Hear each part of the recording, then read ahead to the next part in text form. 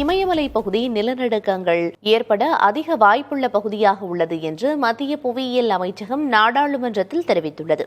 இதுகுறித்து புதிய தலைமுறையின் காலநிலை அணி வழங்கும் ஒரு தொகுப்பை பார்க்கலாம்.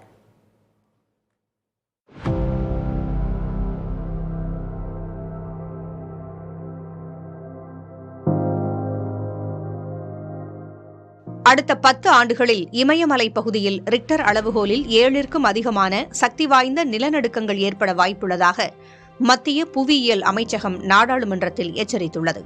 5 கோடி ஆண்டுகளுக்கு முன்பு இந்திய கண்டத்தட்டு யுரேசிய கண்டத்தட்டோடு மோதியதால் இமயமலை உருவானது. தற்போது இந்த தட்டுகள் 500 ஆண்டுகளுக்கு முன்பு இருந்ததை விட வீரியமாக நகர்வதால் அழுத்தம் அதிகரித்துள்ளது. ஹிமாச்சல பிரதேசம் முதல் நேபாளம் வரையிலான 800 கிலோமீட்டர் பகுதியில் இமயமலை ஆண்டுக்கு 5 to 8 மில்லிமீட்டர் வரை உயர்ந்து வருகிறது. இது 1505இல் ஏற்பட்ட மாபெரும் நிலநடுக்க காலத்தை போன்ற அழுத்தத்தை உருவாக்கியுள்ளது.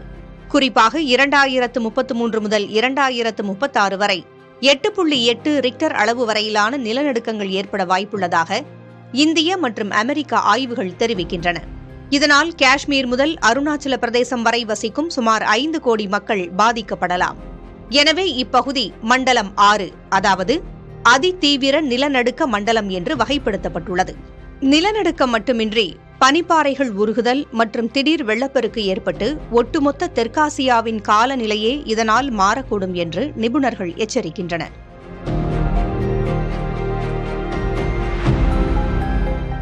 புதிய தலைமுறை காலநிலை அணிக்காக பாலவெற்றிவேல் நவநீத கிருஷ்ணன்.